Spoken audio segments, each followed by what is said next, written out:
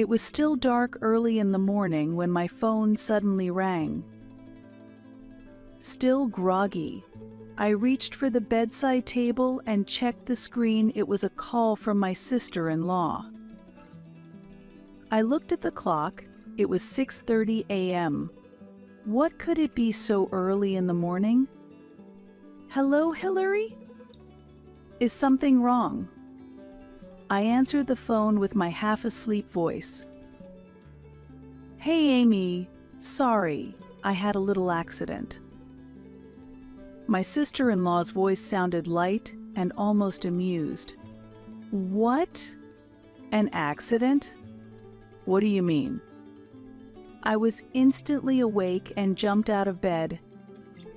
"I mean, I had an accident with your car. I've told you many times, right?"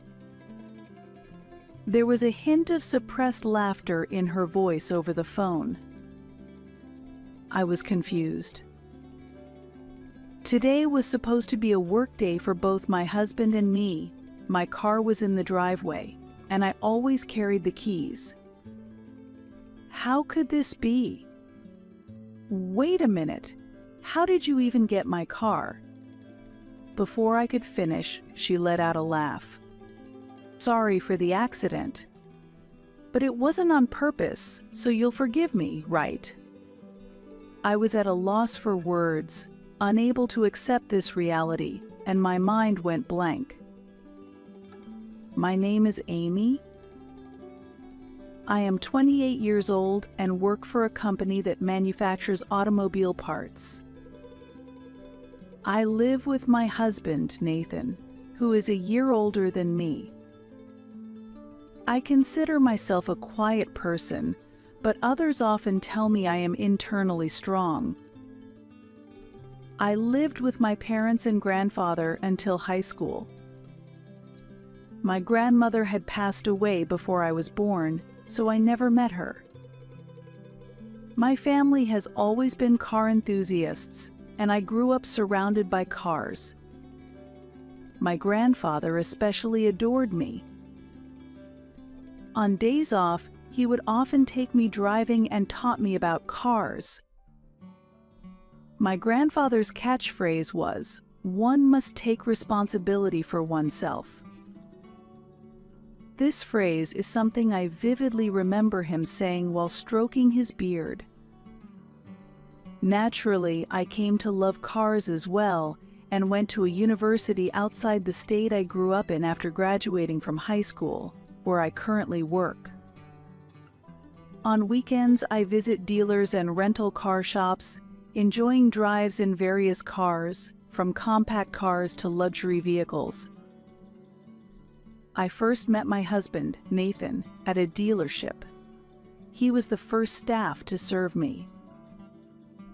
After many conversations, we became close, and on our days off, we enjoyed drives and car modifications together, naturally leading to a relationship. We got married 2 years after we started dating. My grandfather really liked Nathan as a fellow car enthusiast. When we visited my parents' home, we often went driving in my grandfather's classic car. Since my entire family loves cars, we all got along well. One day, while washing my car, my smartphone, tucked in my pocket, began to vibrate vigorously. I washed my soapy hands and checked the phone. It was a call from my mother. "Mom, what's up?" "Amy, your grandfather's condition has suddenly worsened. They say tonight might be critical." My mother conveyed this calmly, probably trying not to worry me excessively. "What, grandfather? I understand. I'll be right there." My grandfather had been battling cancer for 3 years and had been in and out of the hospital recently. I had braced myself knowing it wouldn't be long, but I didn't expect this moment to come so soon. "Don't rush. Drive safely," my mother said as she hung up. Since Nathan was at work, I contacted him and then headed to the hospital alone. Normally, it takes about 3 hours from our house to the hospital, but it took us 4 hours that day due to the heavy Saturday traffic.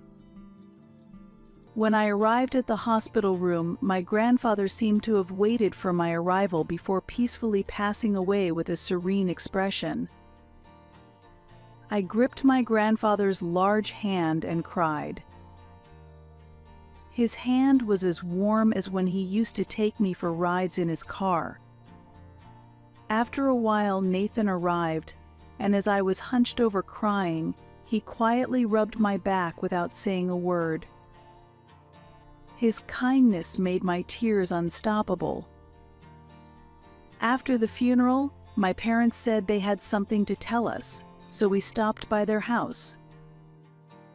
My grandfather, knowing his life was not long, had left a will. In it, he wished to pass on his cherished classic car to me. "This car is filled with your grandfather's memories," my father said. "Amy, take good care of it and use it well." I took over the car, maintaining and replacing its parts when necessary, and cherished it on weekends. Every time I drove the car, I could vividly recall my memories with my grandfather. About a year after my grandfather's funeral, we visited my parents' home again for a meeting with my in-laws. My sister-in-law, Hillary, is 2 years younger than me, at 26, and currently lives with her parents. She is tall, slim, and flashy. After the meeting, as we headed to the parking lot, my sister-in-law asked, "Is this your car?" I told her about inheriting it from my grandfather. "Him, I see. But that car doesn't really suit you," Hillary remarked dismissively. My husband was chatting some distance away, so he didn't hear this conversation. I felt a twinge of annoyance inside, but since it was a celebration, I didn't want to cause a scene, so I held back my words. Hillary had always looked down on me and said mean things when my husband or his parents weren't around. However, she usually pretends to be nice on the surface, so the rest of the family hasn't noticed. The next Saturday after the meeting, I was vacuuming at home when the doorbell rang. Thinking it was a courier, I opened the door only to find Hillary standing there. "Hi, Amy. I just came to visit." Hillary." I was surprised by the sudden visit. Normally, you'd expect someone to call ahead of time, right? "Hope you don't mind if I come in," she said, and walked into the house as if it were her own, sitting on the living room sofa with her legs crossed. Unable to refuse, I decided to serve her some coffee. "Hey, I'd love to take your car for a drive," Hillary said. I understand her desire to drive the classic car since she likes cars too, but I wish she would have contacted me beforehand. My husband was at the dealership working again that day, and he usually works on weekends, so our days off rarely coincide. Since I had some free time, I took Hillary for a drive for about an hour. That was so much fun. I want a car like this too. Let me drive next time. Hillary seemed satisfied as she left. However, after that, she began visiting my house every time she had a day off. The doorbell rang in the quiet house. Could she be here again? "Amy, if you only drive the car on days off, why not give it to me?" Hillary started asking me to give her the car every time she visited. "I've told you many times that car is my grandfather's keepsake. I can't just give it away." I keep refusing, saying the car is a cherished memento from my grandfather, but Hillary shows no signs of giving up. Don't be like that. Then give it to me as a wedding gift. We're family, so it shouldn't matter who uses it, right? Lately, she's been saying she wants the car as a wedding gift. When I asked why she was so fixated on this car, she explained that a rival at work drives a luxury car, and she wanted something to compete with that. Hillary, being a car enthusiast, knew that this classic car was trading at high prices in the current market, so she thought it would be perfect to compete with her rival. For that reason, I refused even more strongly. Why won't you give it to me? It's just going to waste with you. Her obsession grew stronger over time, and I started carrying the car keys with me at all times as a security measure. Feeling that it was difficult to resolve this issue by myself, I consulted my husband and his parents, asking them to persuade her to give up on the car.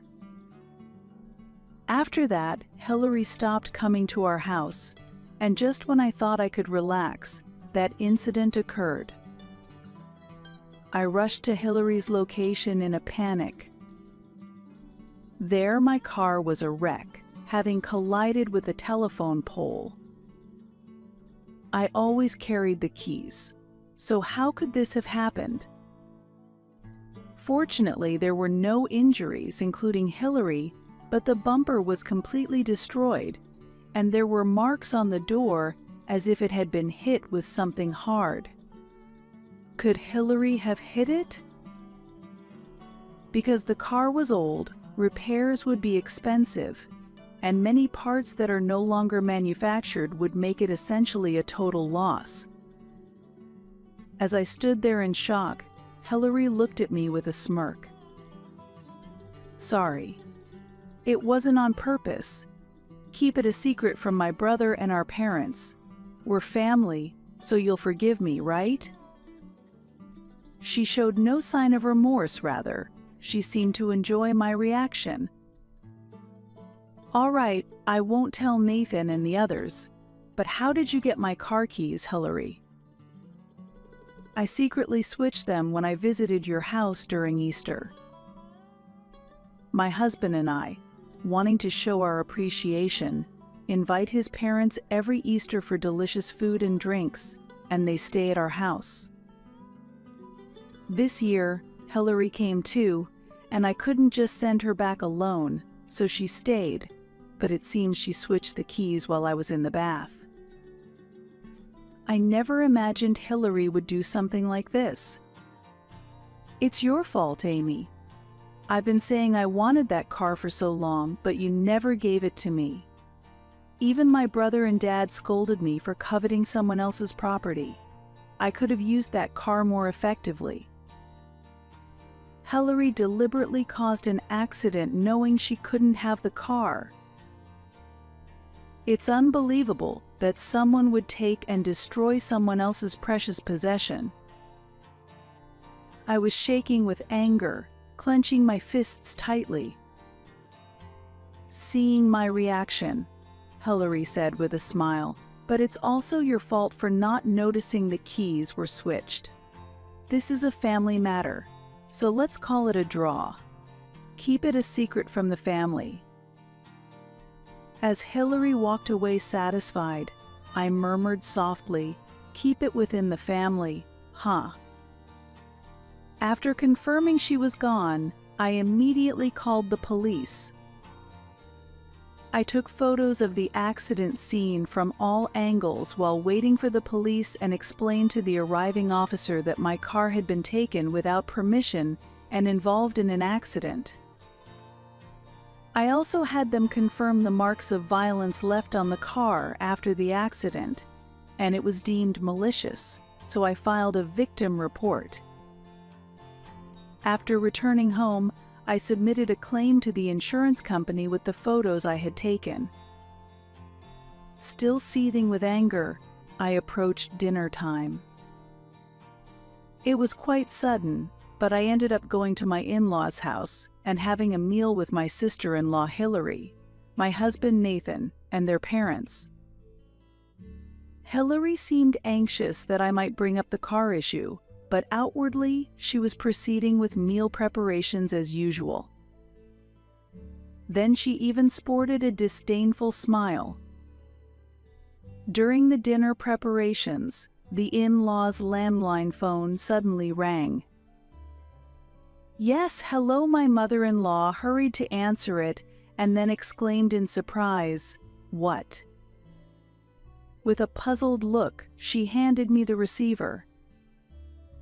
"Amy, it seems to be a call from the insurance company about the car accident." I took the receiver with a smile. I had previously requested the insurance company to contact me at my in-laws' landline instead of my mobile phone. I received confirmation of the accident and an explanation of the documents needed for the online application, which I noted down. Nathan, sensing something from my reactions and the notes, asked worriedly, "An accident? Are you okay?" As the conversation continued, it became clear that it was Hillary who had the accident, not me, and everyone was furious and started questioning her. Hillary glared at me and then suddenly started crying. Amy said I could drive, but the brakes were broken, and when the accident happened, Amy just laughed and ran away. She tried to kill me by putting me in that broken car. That's not possible. Amy, you were supposed to be working, weren't you? When did you even ride together? Nathan countered. Hillary screamed and tried to pin the blame on me, but her contradictions were quickly pointed out, and she fell silent. As soon as I glanced at the clock and looked back at Hillary, the landline rang again. I answered the phone and handed her the receiver saying, "It seems to be for you." The moment Hillary fearfully took the receiver, her face went pale. "Who is it?" my mother-in-law asked, but Hillary looked away without answering. Unable to bear it any longer, my father-in-law took the receiver and, after listening, exclaimed, "The police." "Hillary, the police say they need to speak to you at the station about the accident. What's going on?" My usually calm father-in-law was struggling to contain his anger as he questioned her, and Hillary started trembling in fear. Then, glaring at me, she shouted, "Amy, this isn't what we agreed." I responded calmly. "The only ones I spoke to were the police and the insurance company. Just like you said, I haven't told Nathan or your father anything." Hillary, trembling with anger and eyes red, screamed. Everyone is being deceived by her. Amy is the one lying. In response to Hillary's insistence, I sighed deeply and played the conversation I had recorded on my smartphone. Actually, when I received the call about the accident, a colleague advised me as I rushed out of the office, "You should record this on your mobile. It will help avoid disputes over who said what later, and recording video might provoke them, so secure an audio recording first." Following the advice of a colleague who had experienced trouble after a traffic accident, I had started recording the moment I faced Hillary. Naturally, all her unreasonable accusations and her threats of keep quiet, because we're family, were recorded. Hearing the playback from my smartphone, Hillary's complexion turned even paler. "I've already submitted this to both the police and the insurance company, so lying now won't do you any good." There was no escape for her now. Hearing this, Nathan and his parents were furious, and my father-in-law scolded her sternly. "Hillary, Can't you distinguish between right and wrong? What you've done is no different from theft. You need to compensate Amy for the car." When he said that, Hillary defiantly replied, "I can't pay, I have no savings." "Then, I'll cover it for now. I'll use the $30,000 we saved for your wedding, so make sure you pay it back." Hillary looked up and pleaded, "Please, Dad, not that. If you do that, my marriage will be ruined." "Amy, I'm sorry. Please forgive me. We're family, right?" she begged while crying. "Enough. Being family doesn't excuse anything. What you did is akin to theft, and deliberately damaging the car is unforgivable. Being family means you should fulfill your financial responsibilities properly, reflect on your actions." Understanding that my father-in-law wouldn't change his mind, Hillary left the room without eating, her shoulders slumped. My parents-in-law and Nathan apologized to me repeatedly on behalf of Hillary, since the car that was a cherished memento of my grandfather was destroyed. Accepting the money, I decided to withdraw the complaint. I received the $30,000 from them immediately, but it still wasn't enough to cover the car repair costs. Unable to afford any further expenses, I reluctantly decided to let go of the car. "Grandpa, I'm sorry," I whispered, as I watched the car being towed away. Later, while relaxing in the living room, the doorbell rang unexpectedly. Opening the door, I saw Hillary standing there, pale and frightened. Despite my wariness, she apologized at the entrance. "Amy, I'm really sorry about the car." Surprised and mindful of the neighbors, I invited Hillary inside. I let her sit on the living room sofa and listen to her story. According to Hillary, misfortunes had followed one after another since the day she destroyed my car. The funds for her wedding were gone, and when she discussed it with her fiancé, he broke off the engagement saying, "If you don't have savings, we can't get married," and he quickly married the woman Hillary had considered a rival. Moreover, they sent her an invitation to their wedding, and at work, she was either treated like an outcast or mocked. Despite her efforts to outperform her former fiancé and his new wife at work, she faced continuous issues like her alarm clock malfunctioning on important days, leading to her arriving late for a crucial meeting with a client, which resulted in her bonus being halved. Although Hillary had faced one misfortune after another in her attempts at new relationships, from being mistakenly accused by a woman of being a man's mistress to finding out that a man who approached her at a mixer was actually married, she wondered if this was all a curse from my grandfather. I found that unbelievable. She then explained that she had come to apologize to break this streak of bad luck. "Amy, I really regret the car incident. Could you please do something about your grandfather?" "Hillary, that's not possible," I responded in disbelief.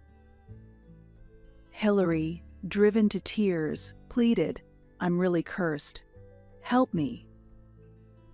Although normally one wouldn't believe such things, Hillary was clearly worn down by her continuous misfortunes and was unable to think clearly. Feeling pity, I said, "Hillary, if you consult a psychologist and start repaying the $30,000 your father covered, even little by little, I'll forgive you for the car incident." Hillary, who had been crouching and holding her head, looked up with relief after confirming, "Really?" Afterward, Hillary gradually stabilized mentally, got a job at a nearby factory, and started working hard at her new workplace. She has been paying part of her monthly salary to her parents, seemingly deeply remorseful.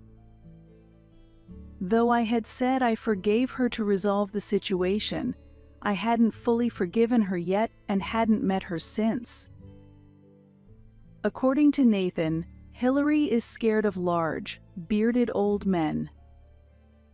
She dreams of a big, bearded grandfather chasing her, saying, "Take your own responsibility." She keeps seeing this dream until she lives right, and just seeing someone who looks similar scares her. I was shocked to hear this because those were my grandfather's exact words. My grandfather, who was tall and bearded, often said, "Take your own responsibility," and Hillary had never met him. If her story is true, my grandfather might indeed be appearing in her dreams. Rather than hoping he would haunt her, I wished for his peace and quietly muttered to myself, "Grandpa, I'm okay now." Thanks to him, Hillary seemed to have changed for the better and started living a responsible life. This might lead to a good familial relationship in the future. 6 months later, Hillary contacted me. "Amy, do you have a moment? I stopped having those dreams about that bearded old man." Her voice was bright and lacked the forcefulness and arrogance of before. "That's great." "Yes, but it's strange. In the last dream, he smiled and said, 'You've done well, all is well now,' and he hasn't appeared since then." I gasped in surprise. Those were the kind of words he would say. "Amy, I really want to change. I never want to hurt anyone again. So if it's okay with you, could we visit his grave together? I want to apologize properly to him." Hillary's voice was devoid of her previous arrogance, and she looked genuinely remorseful. I thought for a moment and then agreed, "Okay, let's go together this Sunday." That day, we stood before my grandfather's grave. Hillary apologized deeply and maintained a long silence. "Grandpa, I'm truly sorry. Thank you." Tears were welling up in Hillary's eyes. I too joined my hands quietly and spoke to my grandfather in my heart, "Thank you, Grandpa. We're getting by all right." On the way back from the grave visit, Hillary spoke to me. "Amy, once I save up enough, I want to find and buy the same model car as your grandpa's keepsake and have you drive it. Until then, I'll keep working hard, hoping for him to watch over us." Seeing Hillary's earnest gaze, I nodded quietly. "Thank you, Hillary. I'm sure my grandpa would be happy." As we looked out the car window, I reflected. People can change. Sometimes, mysterious forces help facilitate that change. While we no longer have my grandfather's precious car, we have regained our family bond, which might be what he wanted the most. Our journey ahead is long, but now we have the strength and hope to walk through it, believing that somewhere, my grandfather is watching over us.